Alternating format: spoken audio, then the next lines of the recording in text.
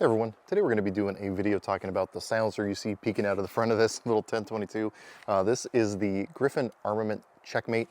Now, the Griffin silencers that I've tested in the past were all supplied by Silencer Shop for me to do testing and review, so it wasn't really direct at all with Griffin Armament. Right off the bat, I want to say that this silencer was provided by Griffin Armament at no cost for me to be able to do the review. So do with that information what you will, but I wanted to get that out of the way before we dive too deep in here.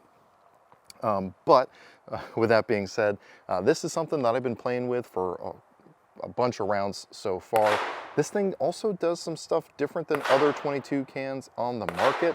I've tested quite a few different 22 silencers at this point in time, and there's things that I think this does really, really well in comparison to those. There's also some things that I think are a little unusual, but we'll definitely talk about all that as we dive in here. So, like I said, I got this on my Ruger 1022. This is in one of the Desert Tech chassis that I've been playing with. Hopefully you'll see a review on that here soon. But the thing that makes this, one of the things that makes this silencer a little bit different is the way that they incorporate the thread-on system. So might as well talk about that first, and since the barrel is fully recessed behind the chassis here, I'm going to grab a different rifle to be able to demonstrate this a little bit easier.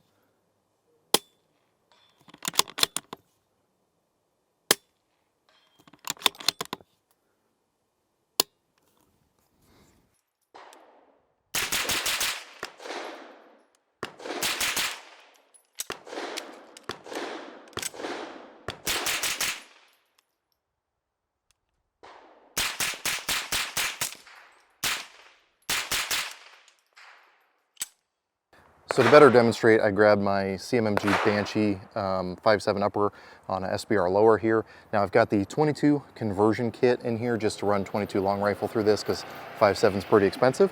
But it's a good opportunity to also say that this can is Magnum rated. So if you wanted to be able to run up to 5.7 through it, so 22 Magnum, 17 HMR, 5.7, etc., you can do that with this silencer. But we've got kind of a QD-ish system. So they will have these little 1/2x28 thread adapters that will come with it and that you can buy extras after the fact as well.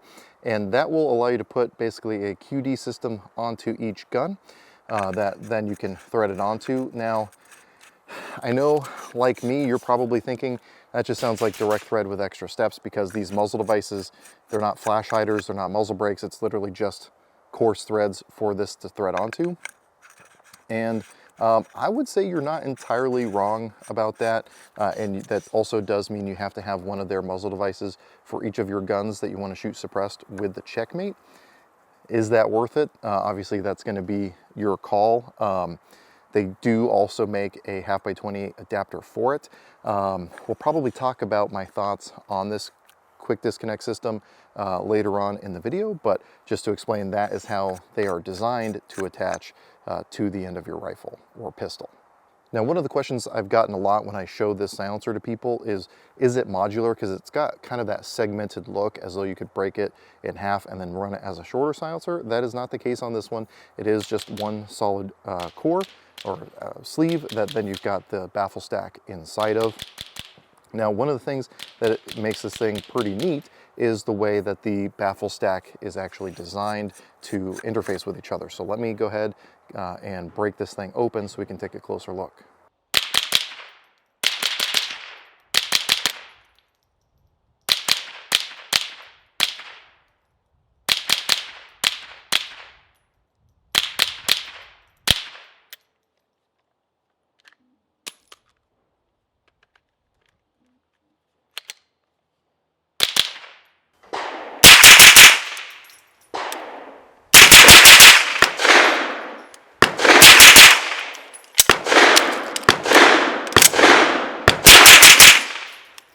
All right, so this end cap you can usually get off with like a quarter or something like that. I'm just using a little multi-tool here to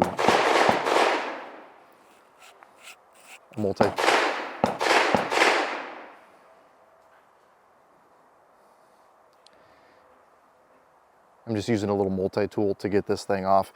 Sorry guys, I'm trying to talk around gunfire coming from the next bay over. All right, sorry guys, we're having to talk around gunfire, but I was just using a multi-tool to get this end cap off. And then you can usually just twist this one loose if it's too tight or carbon locked or something like that. Because of the way this is shaped, you can still get a wrench on there to be able to bust this thing loose.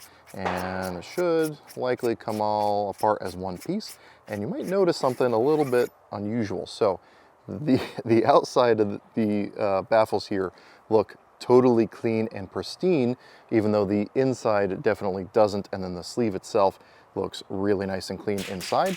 And that is because of their little O-ring washer system that goes in between each baffle. So you can see here, we've got it numbered 1 to 7. So the specific order that they want it in. You can also see these little alignment notches, hopefully to show, theoretically, it should be a nice clean line to show where everything needs to go. But let me try to break apart one of these baffles here so you can see what we're talking about.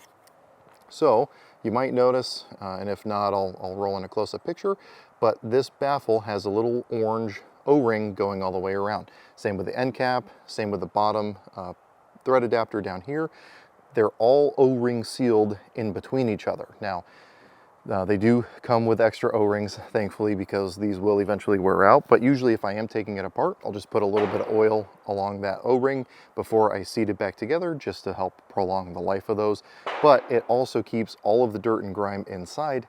And because of that air seal, you also have very good performance when it comes to first round pop. Now, for those of you unfamiliar, first round pop is where the first round fired through the silencer and it kind of purges the air out of the silencer inside.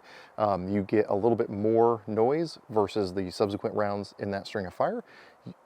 At least to my ears, there may be a measurable difference, but I do not get any discernible first round pop when using this silencer. So it's always going to be pretty dang quiet when you're using this thing.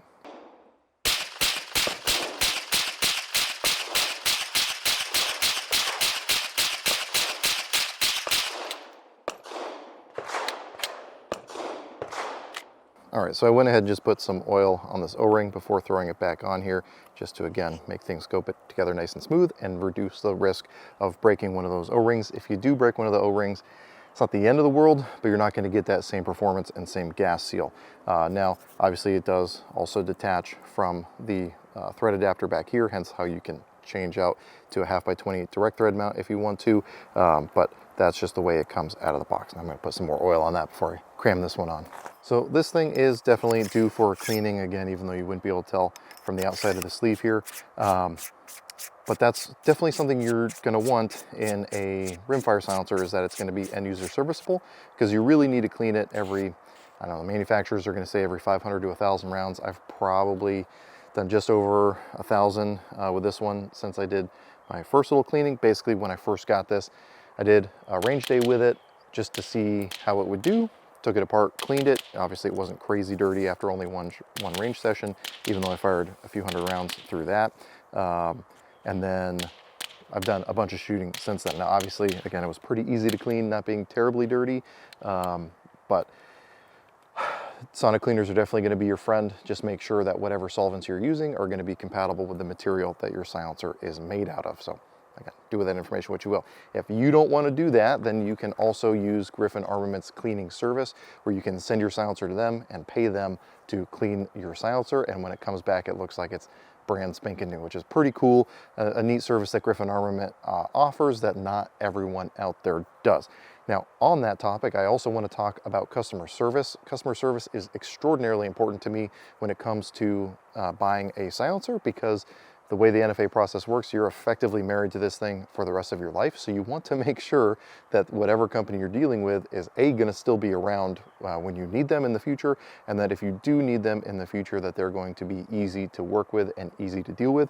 And in my experience, and from the experience of talking to several other friends of mine that have Griffin Armament silencers, that is one thing that Griffin Armament does really, really well. In fact, I was just talking to one of the customers at the gun store where I work, who bought some Griffin Armament cans after my recommendation, and he was giving me a glowing feedback about the experience that he had dealing with people over there. Extraordinarily fast response time, very, very helpful, and that's not something, unfortunately, you get from every silencer manufacturer out there. So that is something well worth considering before diving into the deep end on silencers, or before buying from some companies out there, because again, not everyone gets that aspect right.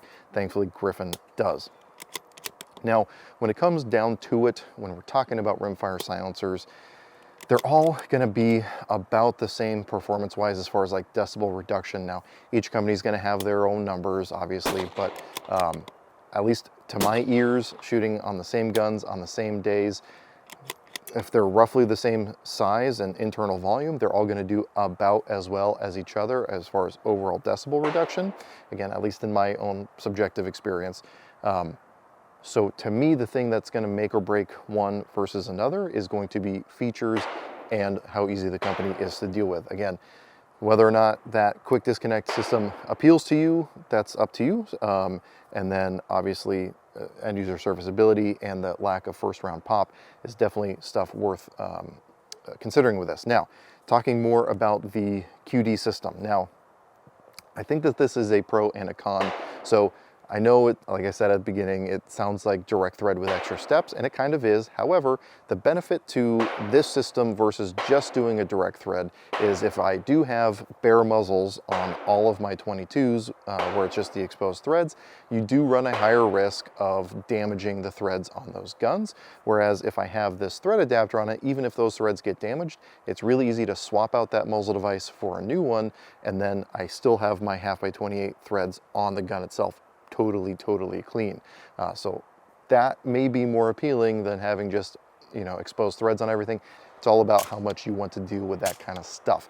The hard thing with the little 22 silencers is you don't have a ton of space to do things like tri-lugs. I know there are options out there, or used to be, but this seems to be the most viable QD system that I've seen for 22 silencers so far. And again, if you don't want to go through that process, you can get the 1/2x28 direct thread adapter and just go the old-fashioned way. So really, there's not too much else to say other than that it works. It is very pleasant to shoot, especially with subsonic ammo. When you're running supersonic ammo, I'm definitely going to recommend wearing hearing protection, regardless of the firearm that you're shooting it on. I'm also going to recommend doing it even when maybe you are shooting suppressed. But like this thing with my bolt action Bergara shooting like CCI standard velocity or anything subsonic, it's like giggle quiet. It's very satisfying. That's where you can very easily, comfortably shoot without hearing protection and be just fine. But overall, the performance on all of the guns that I've fired it on has been very positive. So do that information what you will. I think if you are considering a 22 silencer on the market right now, the Griffin Checkmate is something worth being on your short list of silencers to look at. Now, if you have any experience with this or any other Griffin Armament silencer, or especially if you have experience with their customer service, definitely throw that in the comment section down below. Again, I think those are the things that are really important to know if you're coming at it as a new buyer.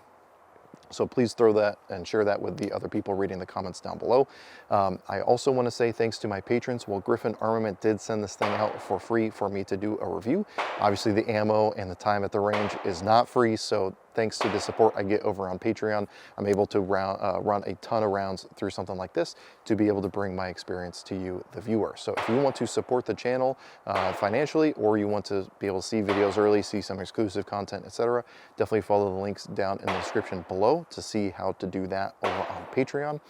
But anyway, with all that being said, as always, I hope you got something out of this video, and I really appreciate you watching. That may be more appealing than having just, you know, exposed threads on everything.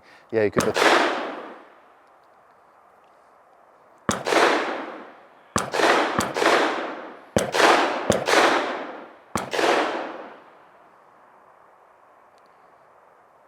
Yeah, you could put thread protectors on those guns too, but again,